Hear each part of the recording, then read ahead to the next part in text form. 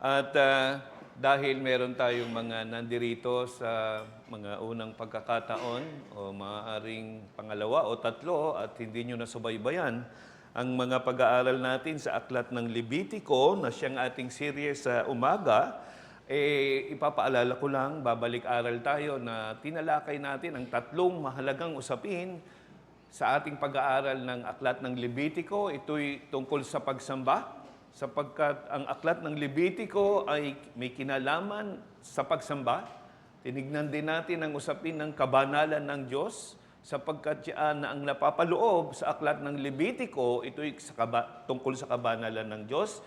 Tinignan din natin ang mahalagang usapin ng tupang walang dungis, ang siyang natatanging handog na tumuturo sa ating Panginoong Hesukristo. Pagkatapos pinasimulan nating aralin mismo ang Aklat ng Levitico, at dito nakikita natin na ang tabernakulo, ang bahay ng Diyos doon sa Exodo ay nakatindig na, tapos na siya. At dito sa Levitico, yung mga iba't ibang uri ng handog ay pasisimulan na, kaya ibinigay ng Panginoon ng kanyang mga utos kung anong mga handog ang iaalay sa Kanya. Napakaganda ng ating pagtingin na pag-aaral sa mga handog na ito, at nilayon ko na tignan lamang natin sa buong buwan ng Hulyo ang 5 mahalagang handog na matatagpuan natin sa Aklat ng Levitico. At napakahalagang tignan natin ang lahat ng mga handog na ito dito sa Aklat ng Levitico, sapagkat ang lahat ng mga handog na ito ay nakikita natin ang katuparan sa Panginoong Hesukristo. Lahat nito ay tumuturo lamang sa nag-iisa at natatanging handog ng ating Panginoong Hesukristo. Lahat yan ay natupad sa Panginoong Hesukristo. Ngayon, kung bakit iba't ibang uri ng handog ang makikita natin sa Levitico, sapagkat ipinakita ko sa inyo ng nag-iisa at natatanging handog ng ating Panginoong Hesukristo ay napakalawak na hindi kayang ipahayag ng isang uri lamang ng handog. Kaya itong 5 handog ay pinakikita yung iba't ibang aspeto ng nag-iisang handog ng ating Panginoong Hesukristo. Yan ang makikita natin dito. At tinignan na natin yung naunang 3 handog. Sa Kapitulo 1, nakita natin yung tungkol sa handog na sinusunog, yung burnt offering, na may kinalaman sa atonement sacrifice, yung pag-aalis ng kasalanan at pananagutan sa kasalanan, yung pagtatagip ng puot ng Diyos sa pamamagitan ng handog na ito. Tinignan natin yung pangalawa sa Kapitulo 2, yung butil na handog, yung grain offering o yung tinawag nating thanksgiving offering, sapagkat yun ay pagkilala sa ginawa ng Diyos ng pagtutubos, kaya ibinibigay natin sa Kanya yung bunga ng pagpapagal ng ating mga kamay. At pagkatapos yung nakaraang linggo, inaral natin yung handog pangkapayapaan, peace offering. At yung handog na yun, nakita natin, ay upang ma-enjoy natin ang kapayapaang meron na tayo dahil sa ginawa, dahil sa handog ng pag-aalis ng kasalanan. Yun ang makikita natin.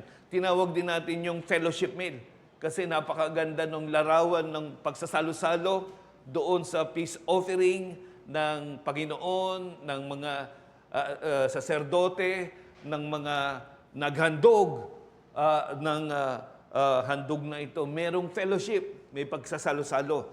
Yun nakita natin doon. Ngayon sa ika-4 na handog, titignan natin yung isang aspeto pa ng paghahandog. At ito yung tinatawag na handog pangkasalanan, sin offering.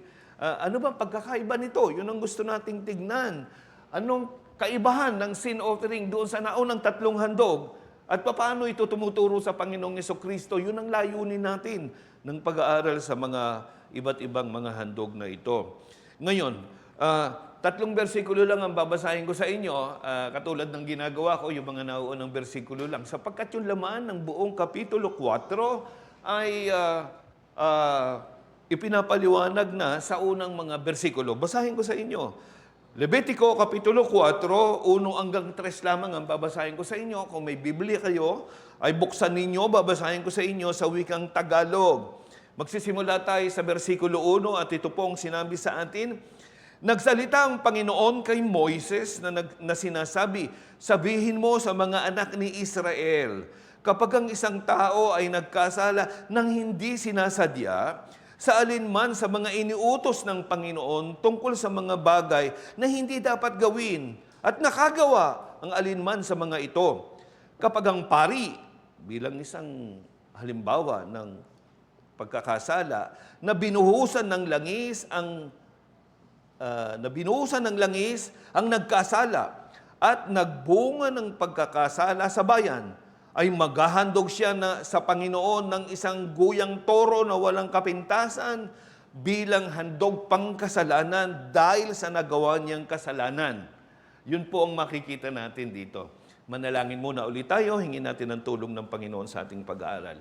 O Ama naming Diyos, muli, isugo mo po ang banal na Espiritu upang bigyan kami ng kaunawaan sa iyong mga salita sa umagang ito, upang maunawaan naming tunay ang kahulugan at ang kabuluhan nito sa aming pang-araw-araw na buhay. Kaya pinagkakaloob namin ang oras na ito sa inyo, sa ngalan ni Jesus. Amen. Makikita po natin kung bakit 3 bersikulo lang ang binasa ko sa inyo, sapagkat sa mga susunod na mga bersikulo, makikita natin sa buong Kapitulo 4, ay ipinakita yung iba't ibang uri o grupo ng mga nagkasala ng hindi sinasadyang pagkakasala.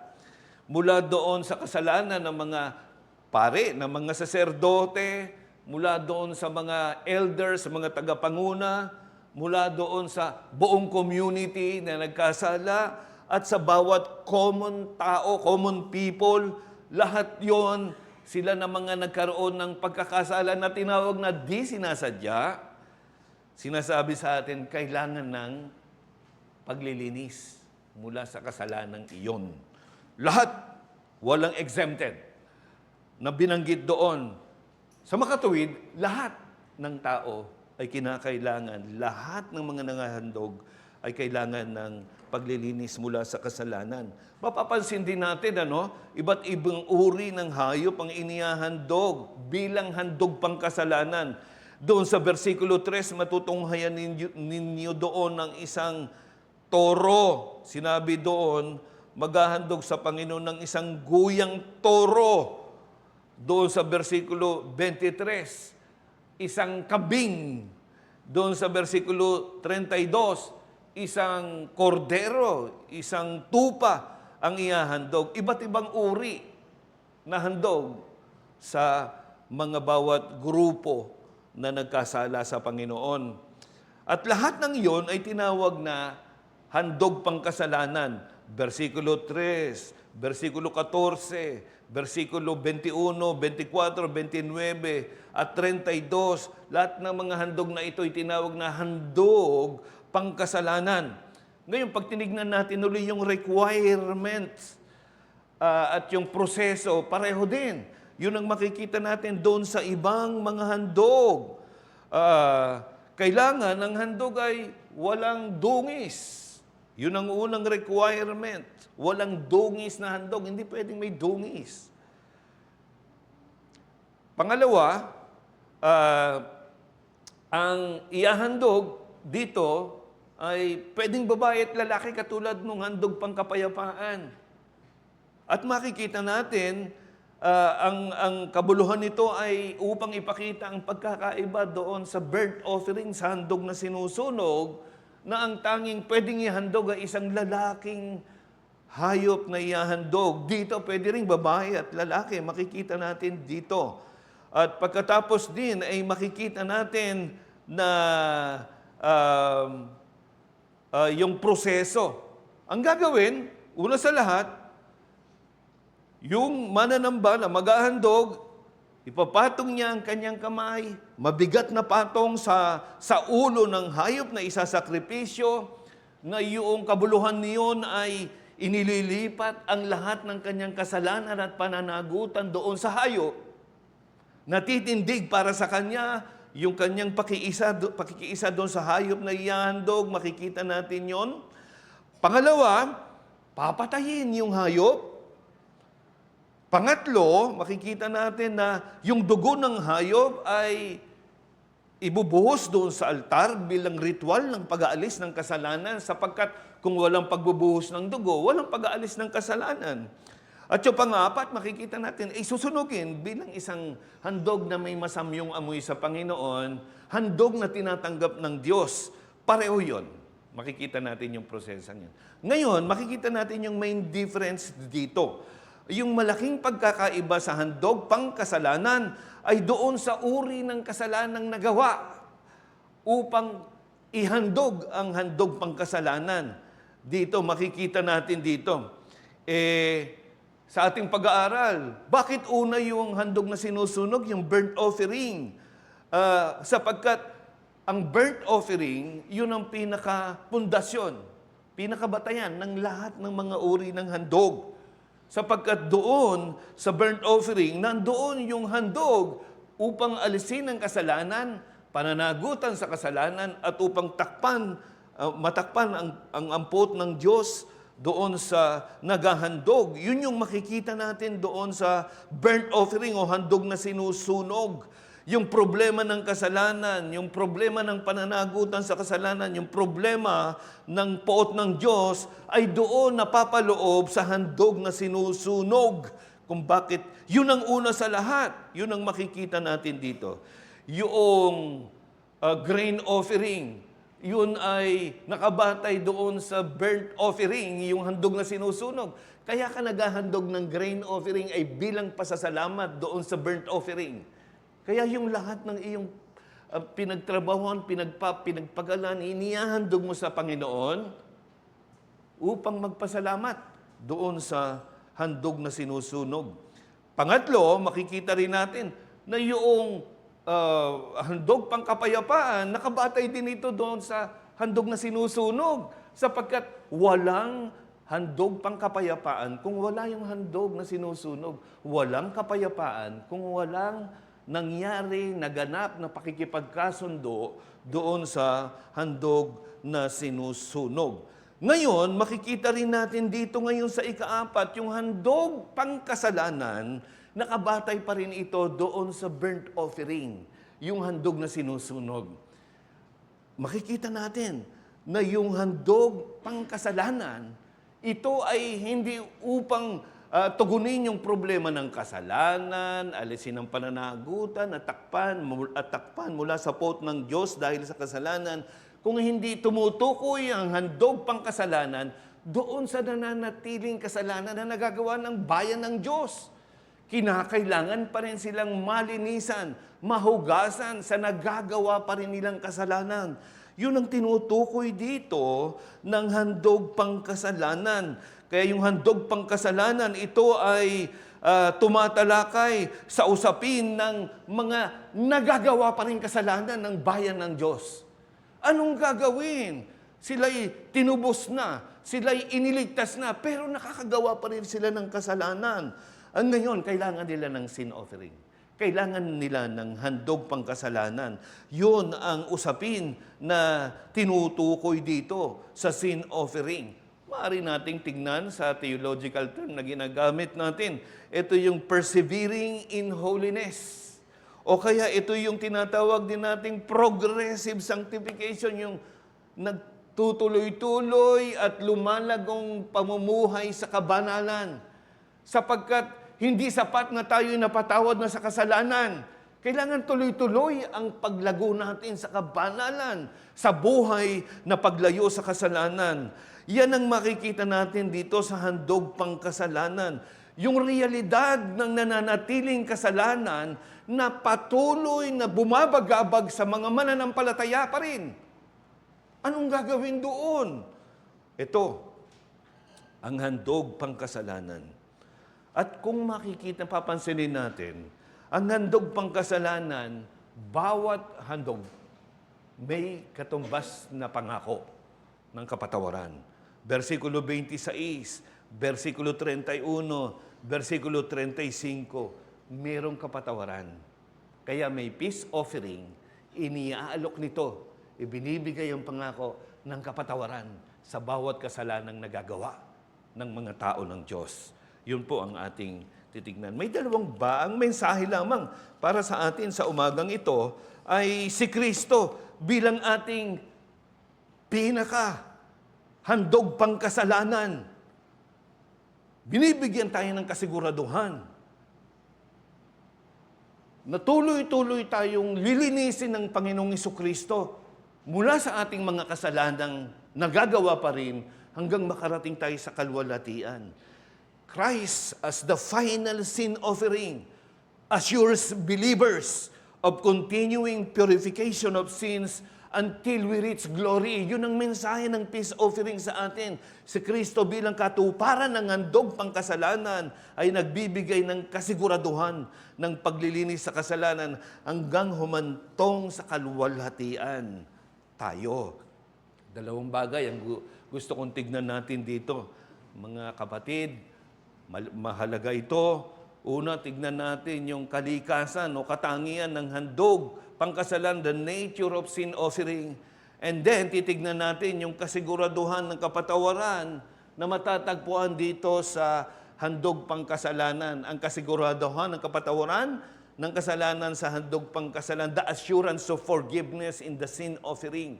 Tignan natin yung the nature of sin offering sa verses 1 and 2. Makikita natin dito yung katangian o kalikasan ng sin offering. Nagsalita ang Panginoon kay Moises na sinasabi, sabihin mo sa mga anak ni Israel, kapag ang sino man ay nagkasala ng hindi sinasadya sa alinman sa mga iniutos ng Panginoon tungkol sa mga bagay na hindi dapat gawin at nakagawa ang alinman sa mga ito.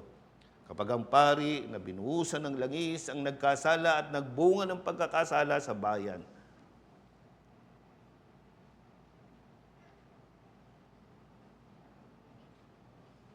siya'y maghahandog ng handog pangkasalanan dahil sa nagawa niyang kasalanan. Ang handog pangkasalanan, kailangan ito dahil sa nagawang kasalanan. Yun yung maliwanag dito Kailangan ng handog pangkasalanan dahil sa nagawang kasalanan. At kailangan natin i-define anong kasalanan sa pagkakataong ito. Kasi dito binigyan tayo ng definition anong kasalanan Pinakikita sa atin dito. Ano nga ba ang kasalanan? Pag tinunghayan natin sa mga talatang ito, makikita natin yung original na kahulugan ng kasalanan, maging sa wikang Hebreo o sa Griego, itong ibig sabihin nito yung missing the mark. Hindi mo natumbok yung dapat natumbukin. Katulad ng isang archer, yung mamamana, hindi niya tinamaan yung target niya. Kapag hindi niya tinamaan, sisigaw yung nakatingin, sin, kasi hindi niya natamaan yung target. Hindi niya natumbok yung dapat niyang tamaan. Kaya ang kasalanan ay ang hindi paggawa ng nararapat bilang pamantayan ng katuwiran. Yung pagmintis doon sa dapat na pamumuhay na nanaayon sa katuwiran. Halimbawa, doon sa Judges 20:16, sinabi doon, sa kabuuan ng hukbong ito ay may 700 piling lalaki ng kaliwete. Galing mga kaliwete. Na bawat isa'y nakapaghahagis ng bato sa isang buhok at hindi sumasala. Bakit buhok yun? Hindi sumasala. Ibig sabihin, hindi sila nagmimintis, hindi sila nagkakasala, hindi sila nagmimiss sa dapat nilang target. Imagine niyo si David. Noong ipinuntiryan niya yung kanyang, slingshot. Tirador ang tawag. Di ba tumama yun dito sa forehead ni Goliath? Kaya ikinabuwal yun, ikinamatay ni Goliath. Tumama siya doon sa kanyang target. Imagine niyo kung nagminti si David, hindi tumama. Yun ay kasalanan dahil hindi siya tumama doon sa marka niya. Ganun ang kasalanan. Hindi tumama doon sa dapat niyang targetin, dapat niyang patamaan. Ngayon, dito sa kaso, dito sa Levitico 4, ang hindi natatamaan ay ang tungkol sa paglihi, sa pagsuway sa mga kautusan ng Diyos. Kapag hindi mo nagawa ang mga kautusan ng Diyos, kasalanan yon. Nagmintis ka. Ang standard ng Diyos ay nasa kanyang kautusan. Kapag hindi mo nagawa yon, mintis, kasalanan yon. Iyan ang sinabi sa ating maliwanag. Alinman sa mga iniutos ng Panginoon tungkol sa mga bagay na hindi dapat gawin, at nakagawa ang alinman sa mga ito, kasalanan yon. Nagmintis, hindi nagawa ang kautusan ng Diyos. Hindi ba yan sinabi sa Bagong Tipan ni Apostol Juan sa unang 1:3-4? Ang sinabi doon, ang sino mang gumagawa ng kasalanan ay lumalabag din naman sa kautusan. At ang kasalanan ay ang paglabag sa kautusan. Simple, di ba? Ang kasalanan ay hindi pagtupad sa kautusan. Paglabag yan sa kautusan. Yun ang sinabi sa atin. Sinabi din yan sa Roma 3, versikulo 19 at 20. Sa 20 na lang, sinabi doon, sapagkat sa pamamagitan ng mga gawa ng kautusan ay walang tao na ituturing na ganap sa paningin niya. Sapagkat sa pamamagitan ng kautusan ay ang pagkakakilala ng kasalanan. Bakit mo makikilala ang kasalanan? Dahil sa kautusan. Kapag nilabag mo ang kautusan ng Diyos, nagkakasala ka. Napakasimple, hindi ba? Ang kasalanan ay paglabag sa kautusan ng Diyos. Maliwanag yon. So sin is the transgression of God's law. Sa Biblia, makikita natin, mayroong dalawang uri ng kasalanan. May sin of commission. Ibig sabihin, nilalabag natin ang tahasan ang utos ng Diyos. Kaya sin of commission yun eh. Yung aktibong paglabag sa kautusan ng Diyos. Meron din namang sin of omission. Yun namang dapat gawin na utos ng Diyos, hindi naman natin nagagawa. Kaya omission yun. Hindi lang tahas ang paglabag, kung hindi yung dapat gawin sa utos ng Diyos, hindi natin nagagawa. Yun ang kasalanang makikita natin. Pero ang usapin ditong kasalanan, binanggit sa atin, ay yung kasalanang hindi sinasadya. Sinabi dito, kapag ang sino man ay nagkasala ng hindi sinasadya. Meron kayang hindi sinasadyang kasalanan. Ano? Lahat ng kasalanan ay kasalanan yun eh. Bakit kaya sinabi ditong hindi sinasadya? Alam niyo kung bakit?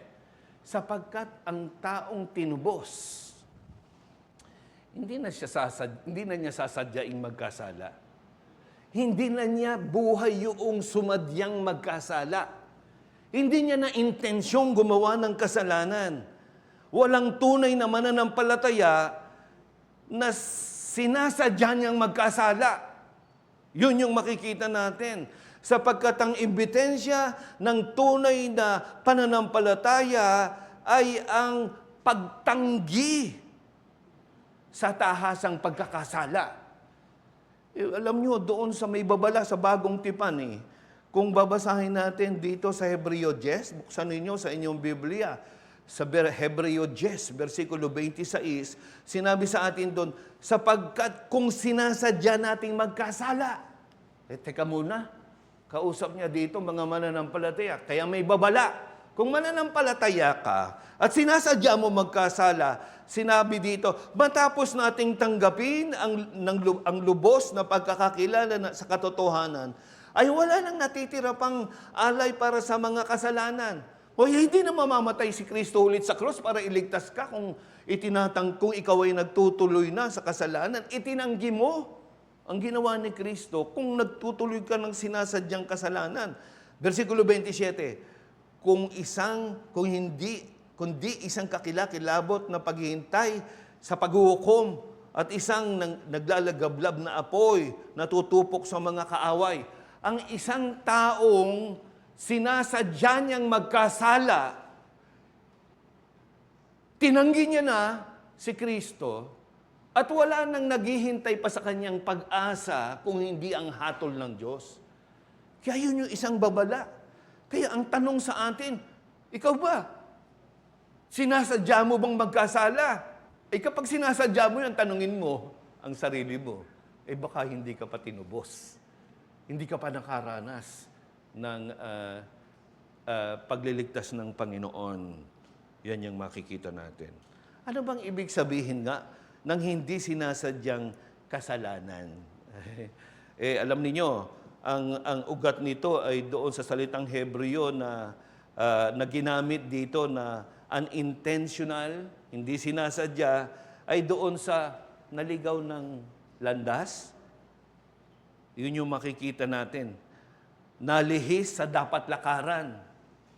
Ibig sabihin nun, walang intensyon mawala sa dapat niyang lakaran. Kaso, naligaw pa rin siya. Kanya, harapin niya yung konsekwensya na siya ay naligaw pa din, na hindi niya inintend, hindi niya sinadya na maligaw, pero nangyari pa din, naligaw pa din siya. Siguro ang tanong natin, yung bang kasalanang hindi sinasadya, hindi ba tayo mananagot na sa Panginoon? Kasi hindi naman natin sinasadya. Palagi natin sinasabi yun. Excuse natin nako, hindi ko naman sinasadya. Pasensya ka na kung nasaktan kita. Hindi ko sinasadya. Absuelto ka na. Sabi ng ating ng batas, the ignorance of the law excuses no one. Wala. Hindi ka pwedeng ma-excuse. Hindi mo sabihin, hindi ko alam yan. Hindi. Nung nasa Canada kami, nasa Canada ako, kasama ko yung misis ko. Yung kapatid ko, pinagdadrive niya ako Tapos nagdadrive kami sa highway. Bigla siyang pinarada ng pulis. Hinuli siya. Yung kapatid ko, tapang pa niya. Bakit? Wala naman akong violation. Yung speed ko, hindi naman lumampas sa 50 kasi alam niya, 50 lang. Sinabi ng pulis, dumaan ka sa school zone. Ang speed limit, 30 lang dapat. Di nagulat siya. Di niyo nakita yung sign, school zone, 30 lang pala dapat doon. Wala siya nagawa, di ba? Humingi siya ng tawad doon sa pulis. Naawa yung pulis. O sige, patatawarin kita. Huwag na ulitin na, tignan mo. Pag merong school zone, 30 lang, hindi 50. Sabi niya, hindi ko sinasadya Hindi ko alam. Excuse ba siya? Hindi. Na-violate pa rin niya yung batas. Mananagot pa rin siya. Pero doon sa habag ng pulis, hindi siya pinurusahan Hindi siya binigyan ng malaki ang multa ron $300 Canadian dollars ang multa pag nahuli. Nakaligtas siya doon. Ngayon,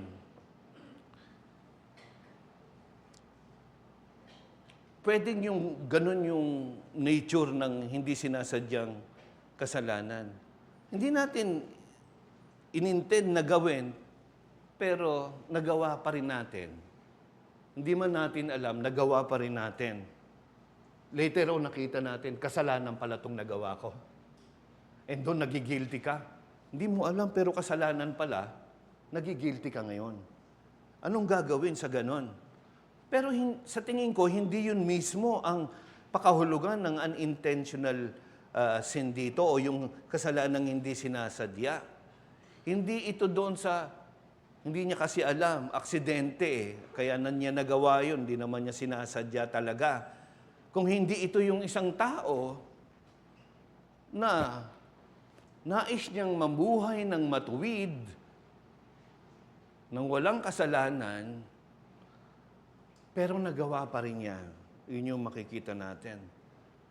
Makikita natin dito yung pinagkukumpara yung deliberate sin, intentional, premeditated sin, doon sa hindi mo pinlano pero nagawa mo pa rin. Yun yung pinakikita rito sa atin. Yung human depravity, nagawa mo yung isang bagay na ayaw mo. Hindi tahasa na katulad nung talagang ginawa niya yung kasalanan. Sinadya niyang gawin yon. Doon sa Numbers 15:30, sinabi doon, ngunit ang tao na makagawa ng anuman ng buong kapusukan, presumptuous sin, maging katutubo sa lupain o dayuhan, ay lumapastangan sa Panginoon at ang taong iyon ay ititiwalag sa gitna ng kanyang bayan. Ito yung sinadya niya. Tahasan niyang ginawa ang kasalanan. Ang sabi ng itiwalag siya, disiplinahin siya, itapon siya dahil sinadya niya yung kasalanan niya eh. Premeditated yung ginawa niyang kasalanan. Yung hindi sinasadyang kasalanan, ay yung mga nagagawa natin, bunga ng nananatiling kasalanan. Ayaw natin gawin yon. Pero sa huli, nagawa pa rin natin. Yun yung makikita natin. Si Pablo, yung patotoo niya, doon sa Roma 7, 18 hanggang 23, sinabi niya, sapagkat nalalaman ko na walang mabuti na nanatili sa akin, sa makatuwid ay sa aking laman. Ang pagnanais ng mabuti ay nasa akin, subalit hindi ko iyon magawa. Sapagkat ang mabuti na aking nais ay hindi ko ginagawa. Ngunit ang masama na hindi ko nais ay siya kong ginagawa. Subalit, kung ang hindi ko nais ang siya kong ginagawa, ay hindi na akong gumagawa nito kung hindi ang kasalanang nananatili sa akin. Kaya nga, natagpuan ko ang isang kautusan na kung ibig kong gumawa ng mabuti, ang kasamaan ay malapit. Sapagkat ako'y nagagalak sa kautusan ng Diyos, sa kaibuturan ng aking pagkatao, subalit nakikita ko ang kakaibang kautusan ng aking mga bahagi na nakikipagbaka laban sa kautusan ng aking pag-iisip at ako'y binibihag sa ilalim ng kautusan ng kasalanan na nasa bahagi ng aking laman. Anong sinasabi ni Pablo? Kinukumpisal niya doon na bagamat siya ay isang mananampalataya, bagamat siya ay pinananahanan ng banal na espiritu, ngunit doon sa nananatili niyang kasalanan, meron pa rin siyang pakikipagbaka. At sinasabi niya, bumabagsak pa rin siya. Ayaw niya. Nagagawa pa din niya.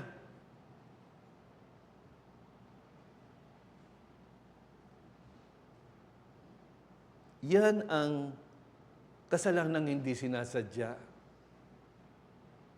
Pero makikita natin dito, maski hindi sinasadya ang kasalanan, walang excuse. Accountable pa rin tayo, maski hindi natin sinasadya ang kasalanan. Sapagkat narito ang isang handog pangkasalanan. Bakit ibinigay ng Panginoon ang handog pangkasalanan? Upang tugunin ang problema ng isang tao ng Diyos na nagkakasala pa rin. Kailangan pa rin siyang mahugasan sa korupsyon ng kasalanan sa kanyang buhay. Itong buong Kapitulo 4 ng Levitico, dito makikita natin yung mga hindi sinasadyang kasalanan ng mga pari, ng mga saserdote. Mas mabigat ang accountability nito. Kasi sila spiritual leader, mediators ng bayan. Pag sila'y nagkasala, damay ang buong bayan. Mabigat ang kanilang pananagutan. Maski unintentional sin, maski hindi sinasadya, kailangan nila ng sin offering. Kasi sila'y mananagot. Kapag ang mga namumuno nagkasala, mabigat din ang kanilang pananagutan. Kailangan din nila ng sin offering. Paano kung yung buong bayan nagkasala? Lalong kailangan ng sin offering. Paano yung common tao? Yung bawat isang tao, pag nagkasala ng hindi sinasadya, kailangan pa rin niyang mahugasan doon. Anong puntos dito sa Kapitulo 4? Walang exempted. Lahat tayo nagkakasala. Anumang larangan, anumang accountability, anumang mga tungkulin natin sa Panginoon, meron tayong accountability sa bawat kasalanan natin, maski hindi sinasadya. Kailangan natin ng handog pangkasalanan. Kailangan natin ng sin offering. Even sins na hindi sinasadya, unintentional sins, matters most to God because He is perfectly holy. Pwede nang palampasin, hindi mo naman sinasadya yan eh. Sige lang, okay, palalampasin ko. But God cannot do that. Because God is perfectly holy. He cannot look at sin and just simply close his eyes. No.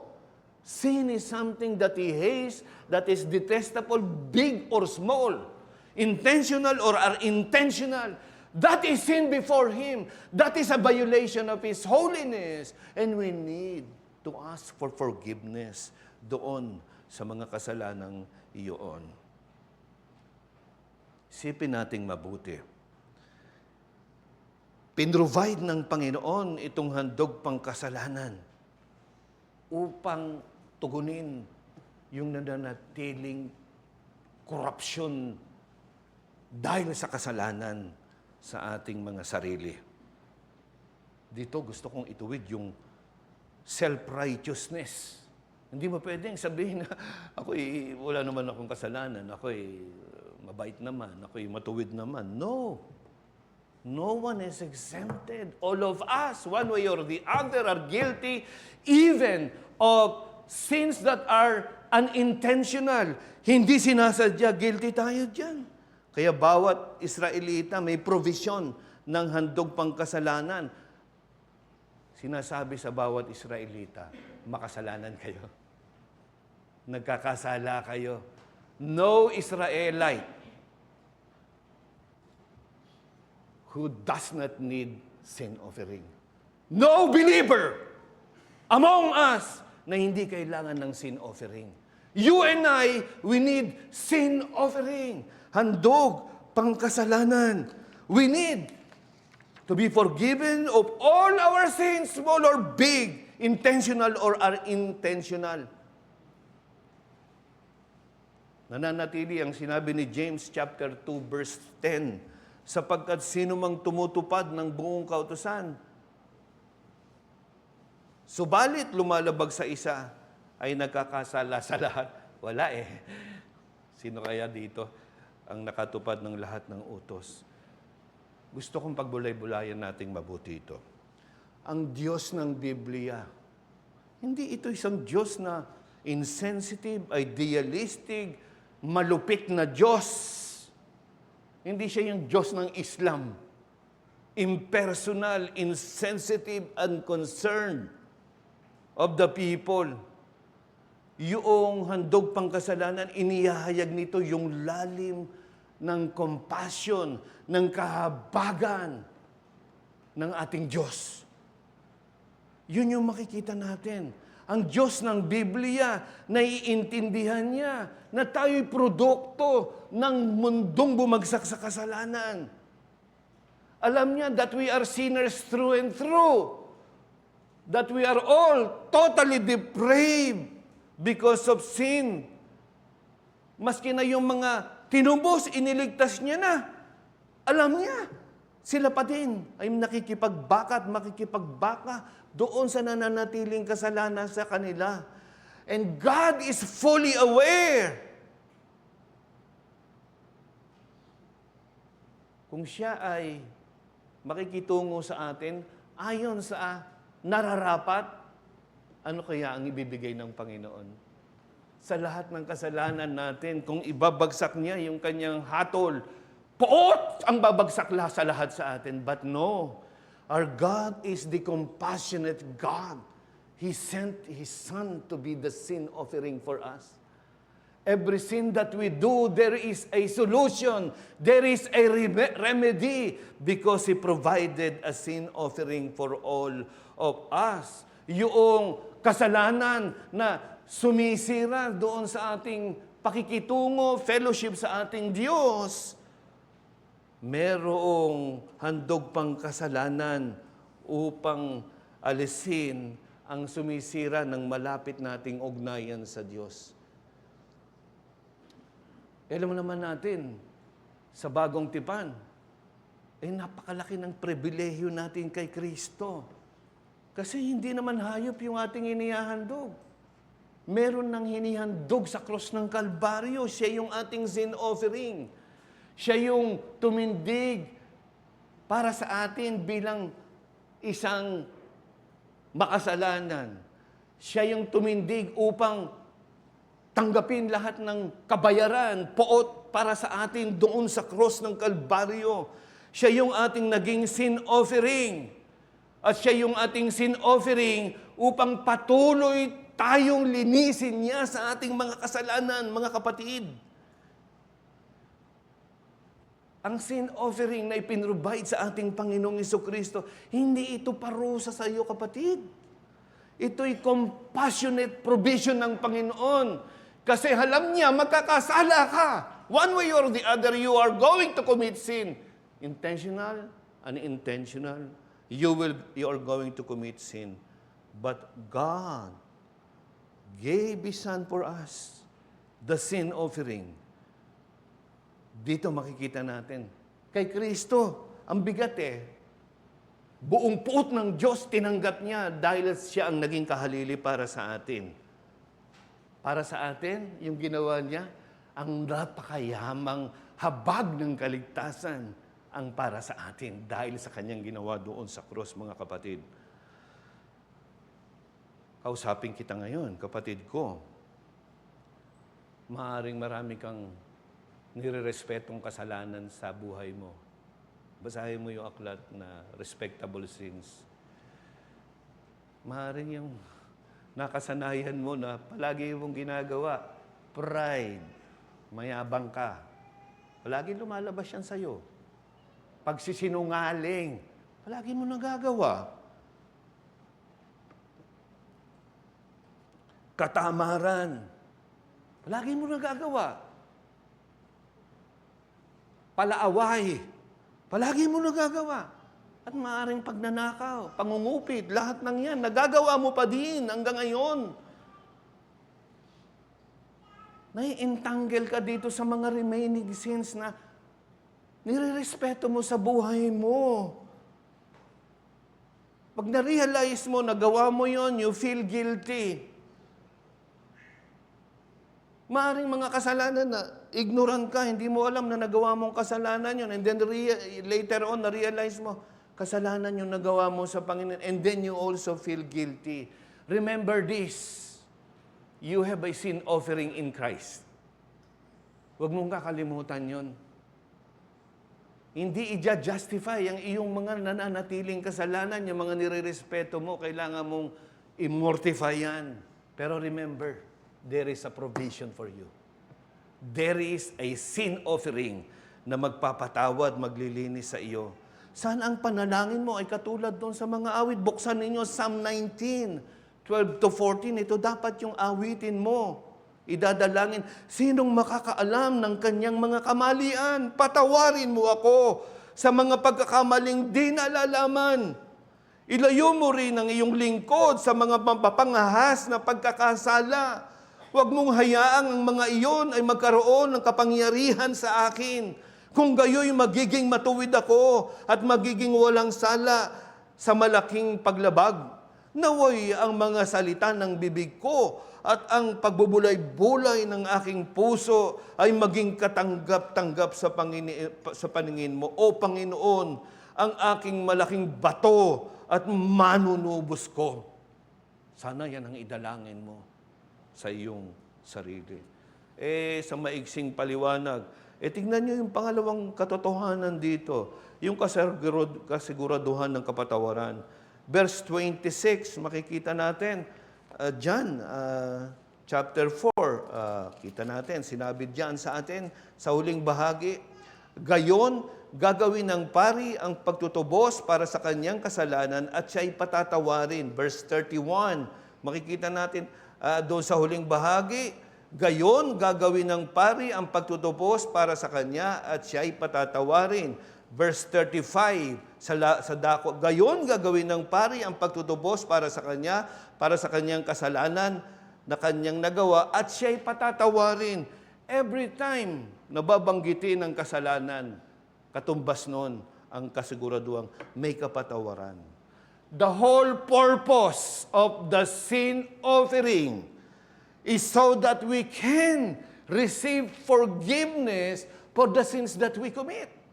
Yun yung pangako dito. There is the promise and assurance of God's forgiveness for all our sins. So, Maski yung hindi na sinasadyang kasalanan, it all matters to God. Ang kanyang kabanalan, nagre-react yan ng merong violent reaction sa anumang kasalanan na nagagawa natin. Pero ito yung wonderful assurance na meron tayo. There is forgiveness when we come to God. Iniuutos yan sa atin. Kaya sinabi doon sa binasa natin sa scripture reading natin, 1 John chapter 1, 8 to 10, kung sinasabi nating tayo walang kasalanan, dinadaya natin ang ating sarili at ang katotohanan ay wala sa atin. Hindi mo pwede sabihin kasi maliwanag sa salita ng Panginoon. Kung ipinapahayag natin ang ating mga kasalanan, siya ay tapat at banal na magpapatawad sa ating mga kasalanan at tayo'y lilinisin sa lahat ng kalikuan. Kung sinasabi natin tayo'y hindi nagkasala, ginagawa natin siyang sinungaling at ang kanyang salita ay wala sa atin. Nandito yung katotohanan, yung fact dito.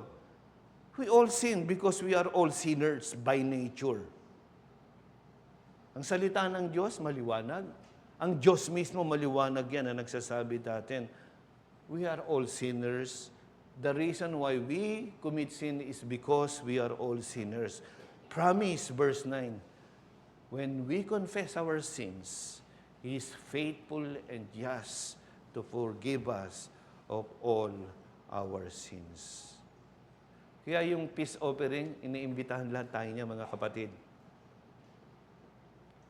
Confess your sins before God, including those sins na sinasabi mong hindi mo sinasadya. There is forgiveness dahil may sin offering. Noong 1990s, alam niyo meron ditong isang foreigner, isang anong tawag doon? Taga-ibang bansa, taga-US siya. Dumating siya dito, no? Bagong pastor pa lang ako noon eh. At kinukumbinsi niya ako doon sa doktrina niyang once for all forgiveness of sins. Ang ibig niya lang sabihin doon, pag pinatawad ka na, huwag ka nang humingi ng tawad, tapos na yun eh. Sa bawat kasalanan mo, tapos na yun. Huwag mo nang hihingi ng tawad yan. Isang beses ka lang hihingi ng tawad. Ginamit niya sa akin itong 1 John chapter 1, na ang sabi niya, ito'y tungkol sa mga hindi mananampalataya, hindi sa mananampalataya. Ang inaanyayahan ditong lumapit para mag-confess ng kanilang kasalanan para sa kapatawaran yung hindi mananampalataya. Pero maliwanag, ang buong 1 John chapter 1 ay para sa mga mananampalataya. Binigyan niya ako ng artikulo para bilang pagpapaliwanag sa kanyang paniniwalang iyon.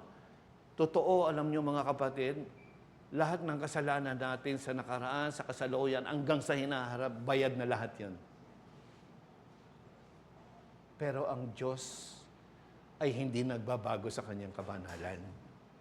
Sa bawat kasalanan natin, ito pa rin ay lumilihis, lumalaban sa kabanalan ng Diyos. Kaya kinakailangan pa rin natin palagi ihingi ng tawa. Yung mga sulat sa iglesia, sa 7 iglesia sa aklat ng Apokalipsis, lahat yun, tinatawagang magsisi sa kanilang mga kasalanan. Maski na sila na ay mga iglesia, kailangan pa rin nilang kilalanin yung kanilang mga nagagawang kasalanan. Walang intentional, unintentional sin to God. Kailangan tayong palaging lumapit sa Kanya. We need always to be conformed to the image of Christ, His holiness, His perfect righteousness. Kaya atin pong dapat na palagi ang ihingi ng tawad ang ating mga kasalanan sa araw-araw. We sin, pero hindi na yun ang lifestyle mo, kapatid. Tinubos ka na ni Kristo. At kapag ikaw ay natatangay ng iyong mga nananatiling kasalanan, remember this, there is forgiveness because there is already a sin offering for you at the cross. Obvious ito, makikita natin, kinakailangan nating labis ang Panginoong Jesucristo na siyang dapat na ating palaging tinatakbuhan tuwing tayo'y dumaranas ng mga tukso, ng mga panghihina, sapagkat siya ang nagwagi para sa atin. Siya ang tunay na handog pangkasalanan upang sa ating pakikipagbaka sa nananatiling kasalanan ay meron pa rin tayong kapatawaran sa Kanya. Siyasatin natin ang mga puso natin, mga kapatid. Ano yung mga tinatawag mong mga kasalanang hindi mo sinasadya na nagagawa mo pa rin ng gayon? Siyasatin mo ngayon sarili at ikumpisal mo yan ngayon sa Panginoon. Ano yung mga nirerespeto mong kasalanan? Dalin mo yan sa Panginoon ngayon. Meron kang handog pang kasalanan, kapatid ko. Huwag mong i-dismiss ang mga kasalanan sa buhay mo. Kailangan mo yan dalhin sa paanan ng Panginoong Jesucristo. But always remember, there is assurance of forgiveness in Christ. Mga kaibigan, sa umagang ito, nangungusap ako sa inyo. Merong handog pang kasalanan. Para sa mga mananampalataya, kailangan nila palagi yon upang tuloy-tuloy silang linisin sa kanilang mga kasalanan. Kaibigan ko, kung wala ka kay Kristo ngayon, ikaw ay nasa kasalanan. Ikaw hanggang ngayon ay nasa ilalim pa rin ng hatol at puot ng Diyos hanggang ngayon. Kung si Jesus ay patuloy mo pang tinatanggihan hanggang ngayon, ikaw ay haharap sa trono ng kanyang paghahatol. Inaanyayahan kita sa hamon ng Ebanghelyo. Sinabi mismo ng Panginoon sa John 14, verse 6, I am the way, the truth, and the life, and no one comes to the Father but by me. Acts 4:12, there is no name na ibinigay ang Diyos dito sa lupa upang sukat na ikaliligtas natin maliban sa pangalan ng ating Panginoong Jesucristo. Siya ang pag-asa mo para ang iyong mga kasalanan ay mapatawad, malinis. Lumapit ka ngayon kay Kristo. Humingi ka ng tawad upang masumpungan mo ang kanyang kapatawaran at kaligtasan. Nawa yan ang iyong gawin sa umagang ito. Manalangin tayo. Panginoon, muli, salamat po dito sa handog pangkasalanan, sa sin offering na ito. Tunay na marami kaming mga nagagawang kasalanan na di sinasadya. Kung minsan, baka sinasadya nga namin, O Diyos.